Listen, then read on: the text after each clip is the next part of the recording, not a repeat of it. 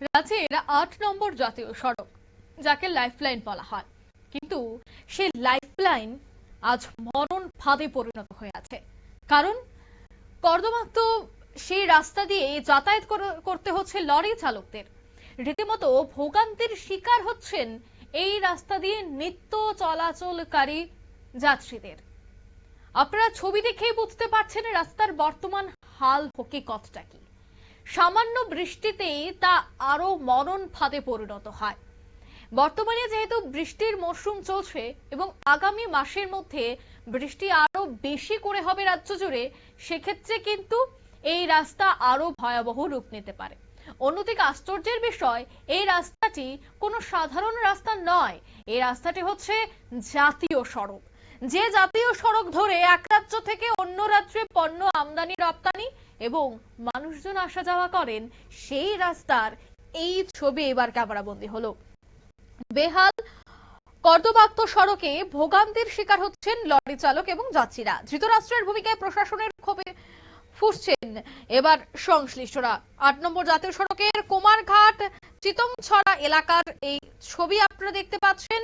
Truck চালক সূত্রে জানা গেছে যে বেশ কয়েক মাস ধরে কুমারঘাট থেকে পেচারথ যে গেট পর্যন্ত বিভিন্ন জায়গায় বড় বড় গর্ত তৈরি হয়েছে, ফলে প্রতিনিয়ত সমস্যায় পড়তে হচ্ছে যানবাহন চালকদের। বৃষ্টির পানি অর্থাৎ জল জমে থাকায় গর্তে ক্লোজ শট, আর সেক্ষেত্রে গত কয়েকদিনে ঝড় বৃষ্টির ফলে সেই গর্তগুলি আরো বড় হয়ে বিপজ্জনক আকার ধারণ করছে।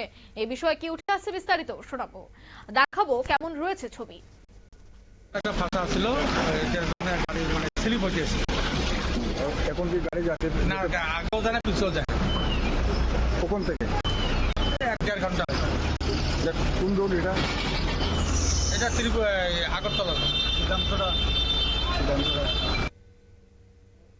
আপনারা শুনলেন, অর্থাৎ সেখানকার লরি চালক তারা কিন্তু রীতিমতো অতিষ্ঠ হয়ে পড়েছে। রাস্তা দিয়ে তাদের যেতে অনেকটাই সময় লেগে যায় এবং গাড়ির ক্ষেত্রেও কিন্তু অনেকটাই ক্ষতি হয়। তাই খুব দ্রুত যেন রাস্তা সংস্কার করা হয়, সেই উদ্যোগ যেন গ্রহণ করা হয় তার দাবি জানানো হচ্ছে। কারণ রাজ্যকে সুন্দর করে রাখতে, সেক্ষেত্রে পর্যটকদের যদি রাজ্যে আগমন ঘটাতে হয়, তবে কিন্তু জাতীয় সড়কগুলিকে স্বচ্ছ এবং নিরাপদ বানাতে হবে। এবং এই ধরনের ছবি যদি উঠে আসে, তবে কিন্তু দেখা যাবে যে যে সমস্ত পণ্য রাজ্যে প্রবেশ করছে বা বহিরাজ্যে যাচ্ছে, ইনপুট এবং আউটপুট সব ক্ষেত্রেই কিন্তু একটা অসুবিধা তৈরি হবে। তবে আশা করা হচ্ছে খুব দ্রুত যেন রাস্তা সংস্কার করে দেওয়া হয়। নিয়ে নিচ্ছি ছোট্ট একটি বিজ্ঞাপন বিরতি, সঙ্গে থাকুন।